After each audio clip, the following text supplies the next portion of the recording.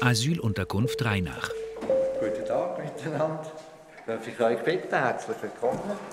Es ist hier im Gang relativ eng, das heisst, man muss den Wänden entlang gehen. Wegen Corona bleiben die Bewohnerinnen im Zimmer. Regelmäßig geht Heimleiter Daniel Simeone vorbei und fragt: Alles okay? Luzern. Auch in dieser Unterkunft hat Corona den Alltag radikal verändert. Die Aufenthaltsräume sind leer. Alles muss steril und hygienisch einwandfrei sein. Robbie Scherli ist hier zuständig für die Unterbringung. Hallo. Und hat strenge Maßnahmen angeordnet. Und das ist für uns wichtig, dass wir auch von der Betreuung her schauen, wirklich, dass die Leute keine Ansammlungen haben. Wir haben auch die gleichen Regeln, die für uns gelten selber, oder? Nicht mehr als 5 Leute, die miteinander zusammenkommen. Wir haben davor die Regeln aufgestellt. Halte Abstand. Das gilt im ganzen Heim. Besucher sind keine mehr erlaubt. Und kein Urlaub. Corona fordert Asylheime besonders, denn hier ist Abstand halten schwierig.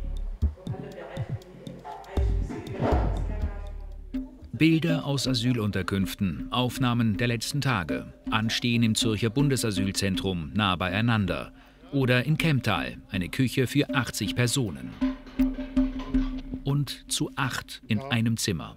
Und 2 da 4, 2 da 6 und 2 da 8 Personen. Corona-Patienten werden von Personen in Schutzanzügen abgeholt, vorgestern in Zürich. Das ist aktuelle Realität in vielen Unterkünften. Basel. Bundesasylzentrum Besslergut. Hier wurde der erste Corona-Fall im Asylwesen bekannt. Offenbar hat sich das Virus mittlerweile weiter ausgebreitet. Rund 1 Dutzend Personen hat sich hier bereits angesteckt. Die Rundschau darf in der Unterkunft nicht filmen, doch wir haben Kontakt mit mehreren Mitarbeitern. Dieser Chat fasst die Gespräche zusammen. Hallo, wie ist die Situation im Besslergut? Nicht so gut. Wir haben ständig neue Fälle. Die Situation ist außer Kontrolle. Das SEM hat hier viel zu spät reagiert. Wie zu spät reagiert? Das SEM hat hier erst Maßnahmen eingeleitet, als die ersten Fälle öffentlich wurden. Gegen außen hieß es, alles sei okay. Aber das stimmte damals überhaupt nicht. Und heute? Jetzt muss man Abstand halten. Doch es gibt immer noch Orte, wo es nicht funktioniert. In der Küche zum Beispiel kann das Social Distancing nicht eingehalten werden. Gesundheitspolitiker und Baselbieter Nationalrat Thomas de Courten ist beunruhigt. Ich kann mir sehr gut vorstellen, dass es tatsächlich ein Problemfeld ist, was auch in dieser besonderen Lage mit besonderen Maßnahmen gilt zu lösen. Man muss in diesem Sektor sicher auch Raum schaffen, durch Abstand, durch zusätzlichen Raum, durch, ich weiß nicht, Turnhallen, Zelt, Container, irgendeine kreative Lösung finden, um mehr Raum zu schaffen, auch für die Leute, damit auch die Sicherheitsregeln vom BAG und die Hygienemaßnahmen eingehalten werden können. Das muss möglich sein auf irgendeine Art und Weise. Im Bundesasylzentrum Besslergut will man nun Platz schaffen. Die Corona-Fälle werden mit Bussen in eine Unterkunft in Allschwil geschickt. Andere kommen ins wiedergeöffnete Zentrum Muttenz. Oder in diesen Zivilschutzbunker in Kleinhüningen.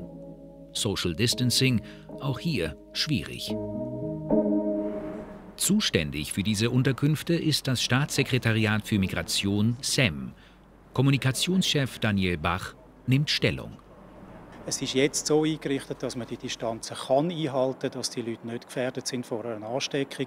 Sie wissen, wie sie sich verhalten müssen, sie wissen, wie die Hygiene funktioniert. Aber wir können natürlich nicht in jeder Sekunde, in jedem Ort immer das kontrollieren, ob sich auch jeder und jede daran halten. Im Großen und Ganzen funktioniert das sehr gut. K. wohnte im Zentrum Besslergut, als die ersten Corona-Fälle auftauchten. Er will anonym bleiben. Deshalb spricht sein Übersetzer für ihn. K. sagt, im Besslergut sei Abstand halten unmöglich. Das ist nicht möglich, weil zum Beispiel in unserem Schlafzimmer ist Korridor 1 Meter, sagen wir mal. Also, wir schlafen etwa 9 bis 10 Menschen in einem Zimmer. Es gibt nicht so einen Wohnraum, es gibt ein Esszimmer, wo man mit 250 Menschen zusammen ist. K. wurde vor wenigen Tagen vom Bundesasylzentrum in einen anderen Kanton verlegt.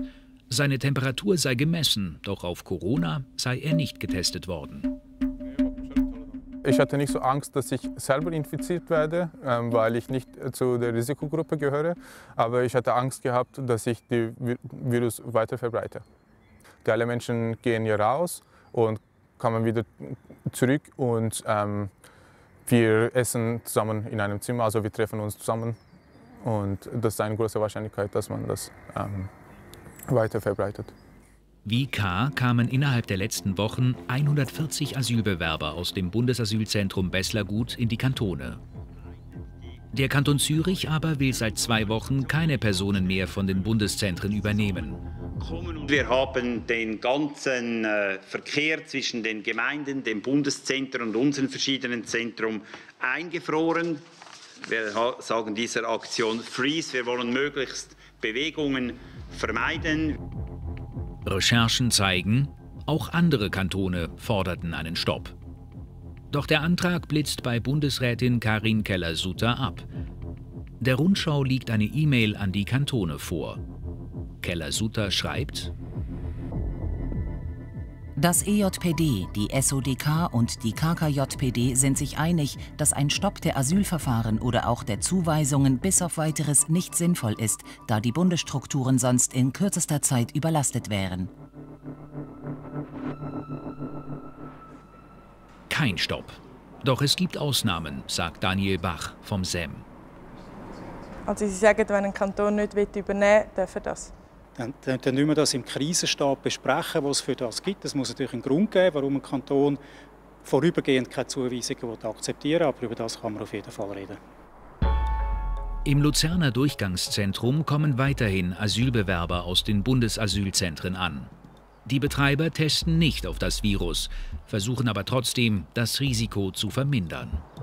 Die neuen Leute, die kommen vom Bundesasylzentrum, nehmen hier rein, separat. Die haben zuerst eine Gesundheitskontrolle drin. Wir können vielleicht gerade mal reingehen, kann ich Ihnen zeigen. Heute haben wir eine Zuweisung gehabt. Das war eine Familie, eine 3-köpfige Familie, die hier reinkommt. Die sind hier reingekommen. Man hat sie hier interviewt mit der gesundheitsverantwortlichen Person, Gesundheitsfragen gestellt, man hat das Gesamtbild angeschaut, Fragen gestellt und einfach geschaut, wie sind die Leute zu Weg. In Luzern vertraut man letztlich darauf, dass keine Personen mit Corona ins Heim kommen. Ein Stopp wäre für Robby Scherli keine Lösung. Ich glaube, man kann nicht sagen, wir wollen nicht und die anderen müssen dafür, sondern es ist einfach ein Zusammenspiel mit allen Partnern. Und wenn man sich querstellen würde, ich glaube, das wäre der falsche Weg. Auch in der Rheinacher Unterkunft kommen immer wieder neue Leute an. Das löst Ängste aus. Wenn jemand kommt, oder, denkt man ja, wir wüssten ja nicht, was da schon alles gelaufen ist. Und vielleicht hat die Person ja schon Kontakt gehabt, oder? Und dann macht einem das schon ein bisschen Angst, oder?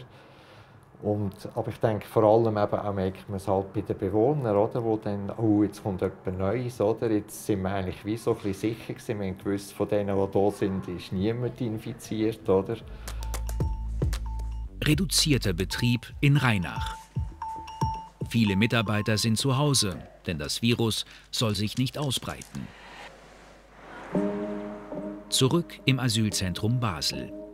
Hier haben sich mindestens 3 Mitarbeiter angesteckt. Viele befürchten, krank zu werden. Könnt ihr Mitarbeiter euch schützen? Da gibt es immer wieder Probleme. Wir dürfen keine Masken anziehen, obwohl einige das wollen. Es heißt, das würde Panik verbreiten. Und wenn jemand in Kontakt war mit Corona-Fällen? Dann müssen wir weiterarbeiten. Es gibt keine Selbstquarantäne. Erst wenn jemand Symptome hat, bleibt er daheim. Wie ist das für euch? Wir können nicht mehr sagen. Man drohte uns, wenn wir mit Medien sprechen, gäbe es drastische Konsequenzen. Was wir Ihnen einfach sagen, ist, dass Sie die Medien jederzeit an uns verweisen können, damit Sie sich auf Ihren Job konzentrieren können. Aber dass wir irgendjemandem droht hätten, also das ist völlig absurd. Im Besslergut haben sich nun offenbar mehrere Mitarbeiter krankschreiben lassen. Der Schutz sei nicht gut genug. Dort ist es eine Pflicht vom Arbeitgeber, dass er den Schutz eben sicherstellen kann, und zwar glaubhaft sicherstellen. Er hat eine Betreuungspflicht gegenüber dem Personal. Es ist ein Ausweg, dass man sich krank schreiben lässt. Das kann ich auch irgendwo nachvollziehen, dass man Angst hat. Und dieser Angst muss man auch als Arbeitgeber entgegentreten, glaubhaft entgegentreten. Gerade eben, dass man die Schutzmaßnahmen ermöglicht und durchsetzt. Bei uns ist das gleich geregelt wie überall. Die Leute, die eine Schutzmaske brauchen, die kommen eine über. Das sind bei uns vor allem Leute in der Pflege. Aber alle, die die Empfehlungen zur Distanz vom Bundesamt für Gesundheit einhalten können, die brauchen keine Maske. Wir haben auch gar nicht genug, um allen Mitarbeitenden eine abzugeben. Das SEM betont, wenn Mitarbeitende in Kontakt waren mit Infizierten, dann entscheide der Arzt über eine allfällige Isolation. Ob mit Maske oder ohne. Das Virus hält die Asylheime in Atem.